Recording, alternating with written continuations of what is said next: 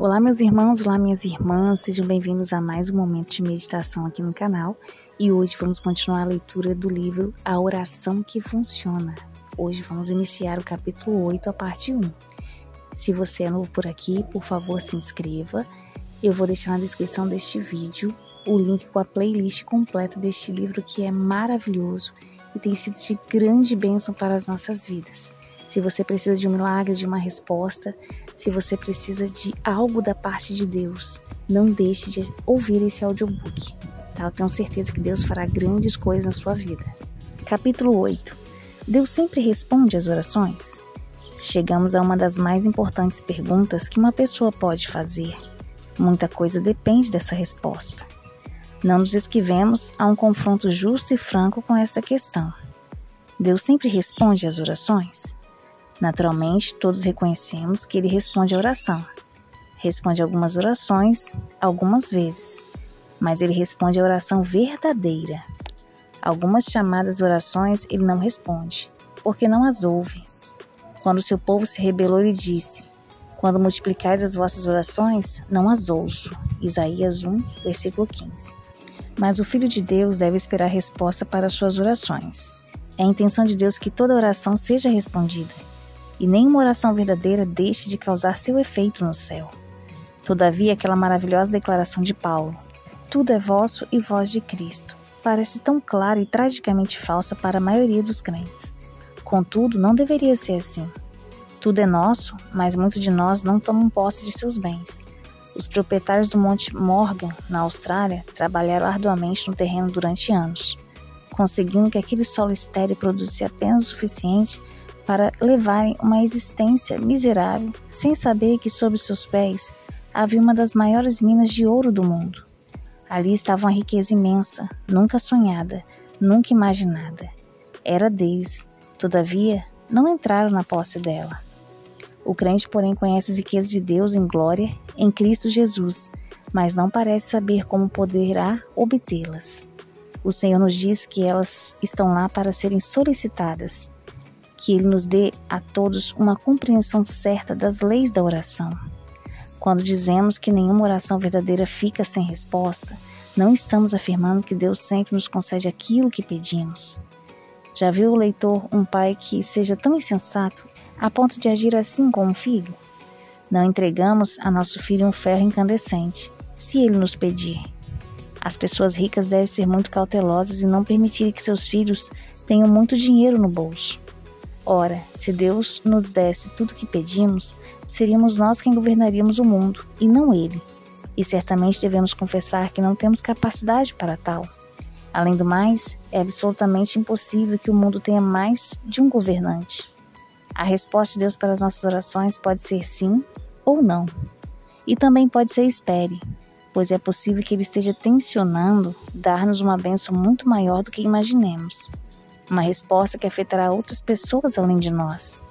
Às vezes a resposta de Deus é não, mas isso não significa necessariamente que exista pecado conhecido e voluntário na vida da pessoa, embora possa haver sinais de ignorância. Ele disse não ao apóstolo Paulo algumas vezes, 2 Coríntios capítulo 8, versículo 9. Na maioria dos casos, este não é ocasionado por nossa ignorância ou egoísmo ao fazer o pedido, porque não sabemos orar como convém. Foi esse o erro que cometeu a mãe dos filhos de Zebedeu. Ela aproximou-se do Senhor e o adorou. A seguir, apresentou seu pedido. Prontamente, ele respondeu: não sabeis o que pedis. Elias, que foi um grande homem de oração, às vezes recebeu um não como resposta. Mas será que, ao ser arrebatado para a glória numa carruagem de fogo, ele lamentou a negativa de Deus quando ele clamou: ó Senhor, tira minha vida? A resposta de Deus às vezes é espere. E é possível que ela atrase o envio da resposta porque não estamos ainda preparados para receber a dádiva que desejamos. Como aconteceu com Jacó em sua luta com o anjo. Lembra-se da famosa oração de Agostinho? Ó Deus, torna-me puro, mas não agora. Será que nossas orações por vezes não são assim também? Será que estamos sempre dispostos a beber o cálice, a pagar o preço da oração respondida? E há casos em que Ele demora a responder para que maior glória seja dada a Ele. Mas as demoras de Deus não são negações. Não sabemos porque ele às vezes demora na resposta e outras vezes responde antes que clamemos. Isaías 65, versículo 24. George Miller, um dos maiores homens de oração de todos os tempos, teve que orar por um período de mais de 63 anos pela conversão de um amigo. Quem saberia explicar isso? A grande questão é nunca desistir enquanto não receber a resposta, disse Miller. Orei durante 63 anos e 8 meses pedindo a Deus a conversão de um amigo. Ele ainda não se converteu, mas se converterá. Não pode ser de outra forma. Existe uma promessa imutável de Jeová e é nela que descanso. Seria aquela demora devido a um impedimento constante por parte do diabo? Daniel 10, versículo 3. Seria um forte e prolongado esforço de Satanás para abalar ou abater a fé de Miller? Pois mal falecera Miller e seu amigo se converteu, antes mesmo de ele ser sepultado. Sua oração foi atendida, embora a resposta houvesse demorado tanto em chegar. Tantas orações de George Miller foram atendidas que não é de se admirar que ele tenha exclamado certa vez: como é bom, terno, cheio de graça e condescendente aquele com quem temos de tratar. Sou apenas um pobre homem, frágil e pecador, mas ele atendeu as minhas orações 10.000 vezes. Talvez alguém esteja indagando: como posso saber se a resposta de Deus é não ou espere? Podemos estar certos de que Ele não permitirá que oremos 63 anos para receber um não. A oração de Miller, tantas vezes repetida, estava baseada na certeza de que Deus não deseja a morte do pecador, deseja que todos os homens sejam salvos. 2 Timóteo 2,4. Enquanto escrevo, o correio entrega-me uma ilustração desta verdade. Veio-me uma carta de uma pessoa que raramente me escreve e que nem ao menos sabe meu endereço. Seu nome é conhecido de todos os obreiros cristãos da Inglaterra. Uma pessoa amada foi acometida de certa enfermidade. Será que ele deveria continuar orando para que ela se curasse? A resposta de Deus é não? Ou pode ser: continue orando e espere. Meu amigo escreve: recebi uma orientação divina clara com relação a esta pessoa, que era da vontade de Deus que ela fosse levada, e achei consolo na rendição e submissão à sua vontade. Tenho muitos motivos para louvar a Deus. Horas depois, Deus levou aquele ente querido para estar consigo em sua glória. Mais uma vez instamos com os leitores para que se apeguem a esta verdade. A verdadeira oração nunca fica sem resposta. Se examinássemos mais nossas orações, poderíamos orar com mais sabedoria. Isso pode parecer um mero chavão, mas estamos dizendo porque alguns crentes parecem pôr de lado o bom senso e o raciocínio quando oram. Um pouco de reflexão nos mostrará que Deus não pode atender algumas orações. Durante a guerra, todas as nações oravam, pedindo a vitória. Contudo, é perfeitamente óbvio que nem todos os países poderiam ser vitoriosos. Duas pessoas que vivem juntas podem orar, uma pedindo chuva e outra pedindo um tempo bom. Deus não pode conceder ambas as coisas ao mesmo tempo e no mesmo local. Mas a fidelidade de Deus está em jogo nessa questão da oração.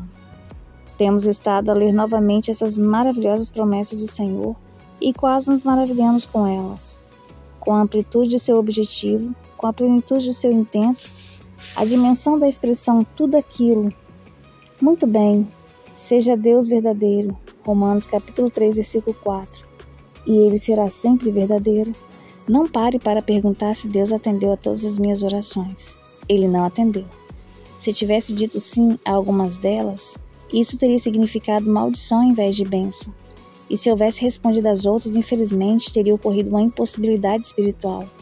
Eu não era digno das dádivas que buscava. Se Deus houvesse atendido a algumas de minhas petições, eu teria abrigado orgulho espiritual e autossatisfação. Como essas coisas estão claras agora, à luz do Espírito Santo de Deus. Quando olhamos para trás e comparamos nossa oração fervorosa e ardente com o serviço pobre e indigno que realizamos e a nossa falta de verdadeira espiritualidade, é que enxergamos como era impossível para Deus conceder-nos todas as coisas que Ele gostaria de conceder-nos. Muitas vezes era como pedir a Deus que colocasse o oceano de seu amor num coração do tamanho de um dedal. E, no entanto, Deus deseja abençoar-nos com todas as bênçãos espirituais. Como o querido Salvador deve clamar muitas vezes: quantas vezes eu quis, e vós não o quisestes. Mateus 23, versículo 37. E o mais lamentável em tudo isso é que muitas vezes pedimos e não recebemos por causa do nosso demérito, e depois nos queixamos que Deus não responde às nossas orações. O Senhor Jesus declarou que Deus nos concede o seu Espírito Santo, o qual nos ensina a orar. com a mesma prontidão com que um pai terreno dá boas dádivas a seus filhos. Mas nenhuma dádiva será boa se o filho não estiver preparado para fazer uso dela. Deus nunca nos dá algo que não podemos ou não queremos utilizar para a sua glória. E não estou me referindo a talentos, pois podemos malbaratá-los ou enterrá-los, mas aos dons espirituais. Você já viu algum pai dar ao filho uma lâmina de barbear, se este lhe pedir uma, na esperança de que ele cresça e aprenda a usá-la bem? Não é verdade que o pai diz ao filho: espere até que você seja mais velho, ou maior, ou mais sábio, ou mais forte? Que nosso Pai Celeste também nos diga: espere. Mas por causa de nossa ignorância e cegueira, certamente muitas vezes devemos dizer: por teu amor recusa, Senhor, aquilo que tu vires que minha fraqueza irá malbaratar. Tenhamos certeza também de que Deus nunca nos dará hoje a dádiva de amanhã. Não que Ele não deseje dar-nos ou tenha carência de bênçãos. Seus recursos são infinitos e seus caminhos incontáveis. Foi logo depois de haver ordenado aos discípulos que orassem que o Senhor fez sugestões quanto aos seus recursos. Observai as aves do céu, contudo vosso Pai Celeste as sustenta. Mateus 6:26. Como parece simples, mas você já pensou que nenhum milionário em todo o mundo é suficientemente rico para alimentar todos os pássaros do céu, mesmo que seja por um dia só? Nosso Pai Celestial as alimenta todos os dias e nem por isso fica mais pobre. E não será que, com muito mais certeza, Ele alimentará, vestirá e cuidará de você? Confiemos mais no poder da oração. Sabemos que Ele é galardoador dos que o buscam. Hebreus 11:6. O óleo do Espírito Santo nunca cessará de fluir enquanto houver recipientes vazios para recebê-lo. Sempre que a obra do Espírito Santo se interromper, somos nós os culpados. Deus não pode confiar a certos obreiros resultados definidos em seu trabalho, pois seriam orgulho e vanglória. Não afirmamos que Deus atende a todos os pedidos de todos os crentes. Como já vimos em um dos capítulos anteriores, deve haver pureza de coração, de motivos e desejos, se quisermos orar em seu nome. Deus é maior que suas promessas e muitas vezes nos dá mais do que pedimos ou merecemos. Mas Ele nem sempre age assim. Então, se certa petição não é atendida, podemos estar certos de que Deus está nos chamando a examinar o coração, pois Ele tomou a si atender todas as petições que forem feitas em seu nome. Vamos repetir suas palavras uma vez mais. Nunca será demais repeti-las muitas vezes. E tudo quanto pedis em seu nome, isto farei, a fim de que o Pai seja glorificado no Filho. Se me pedires alguma coisa em meu nome, eu o farei. João capítulo 14, versículo 13 e 14. Lembremos-nos de que era impossível para Cristo fazer uma oração que não seja atendida. Ele era Deus, conhecia a mente de Deus. Ele tinha a mente do Espírito Santo. Ele disse certa vez: Pai, se é possível, ajoelhado no jardim do Getsêmani em agonia, derramando clamores e lágrimas. E ele foi ouvido por causa de sua piedade. Hebreus capítulo 5, versículo 7. Certamente não foi agonia, mas o temor filial que obteve a resposta. Nossas orações são atendidas não tanto porque sejam importantes, mas porque são petições de filhos. Irmão, não sabemos entender plenamente aquela cena de terríveis circunstâncias, mas de uma coisa sabemos: o Senhor nunca fez uma promessa que não possa cumprir ou que não tenha intenção de cumprir. O Espírito Santo intercede por nós, e Deus não pode dizer-lhe não. O Senhor Jesus faz intercessão por nós, e Deus não pode dizer-lhe não. Suas orações valem por 1000 das nossas, mas é Ele que nos manda orar. Mas o leitor poderá dizer: o apóstolo Paulo não era cheio do Espírito Santo e não disse que temos a mente de Cristo? Contudo, ele pediu a Deus 3 vezes que removesse aquele espinho na carne, porém Deus respondeu-lhe claramente que não o faria. É bastante singular também que a única petição de Paulo em seu próprio favor e que está registrada nas Escrituras tenha sido recusada. Entretanto, a dificuldade é a seguinte: porque o apóstolo Paulo, que tinha a mente de Cristo, pediu uma coisa que logo descobriu ser contrária à vontade de Deus? Sem dúvida, existem muitos crentes totalmente consagrados a Deus, lendo essas linhas, que devem estar perplexos por não haver Deus lhe concedido coisas que lhe pediram em oração. Devemos lembrar-nos de que podemos ser cheios do Espírito Santo e ainda assim cometer erros de julgamento e vontade. Temos que lembrar também que não somos cheios do Espírito Santo de uma vez por todas. O maligno está sempre vigilante, pronto para instilar-nos seus pensamentos a fim de ferir a Deus através de nós. A qualquer momento podemos tornar-nos desobedientes ou incrédulos, ou podemos ser levados a ter algum pensamento ou cometer algum ato contrário ao espírito de amor. Temos um espanto exemplo disso na vida de Pedro. Num certo momento, sob a influência do Espírito Santo, ele clama: Tu és o Cristo, o Filho do Deus vivo. E o Senhor se volta para ele com palavras de elogio e lhe diz: Bem-aventurado és tu, Simão Bar-Jonas, porque não foi carne e sangue quem te revelou, mas meu Pai que estás nos céus. Contudo, pouco tempo depois, o diabo penetra em sua mente e o Senhor tem que dirigir a ele outra vez, mas nos seguintes termos: Arreda, Satanás, versículo 23. Dessa vez Pedro falará em nome de Satanás, e Satanás ainda deseja possuir-nos. Paulo foi tentado a pensar que poderia fazer um trabalho melhor para o mestre amado se aquele espinho fosse removido. Mas Deus sabia que Paulo seria um homem melhor com espinho do que sem ele. Não é reconfortante sabermos que podemos glorificar melhor o nome de Deus sofrendo em alguma situação que talvez consideremos como um entrave ou uma desvantagem, do que se o fator indesejado fosse removido? A minha graça te basta, porque o poder se aperfeiçoa na fraqueza. 2 Coríntios capítulo 12, versículo 9. Lembremos-nos de que Deus nada faz nem deixa de que se faça, que você próprio não faria. Se pudesse ver o fim de tudo, tão bem quanto ele vê. Bom, meus irmãos e minhas irmãs, chegamos ao fim da parte 1. Se você ainda não é inscrito, por favor, se inscreva. Se gostar, deixa o like. Compartilhe com mais pessoas. Que Deus abençoe grandemente a sua vida.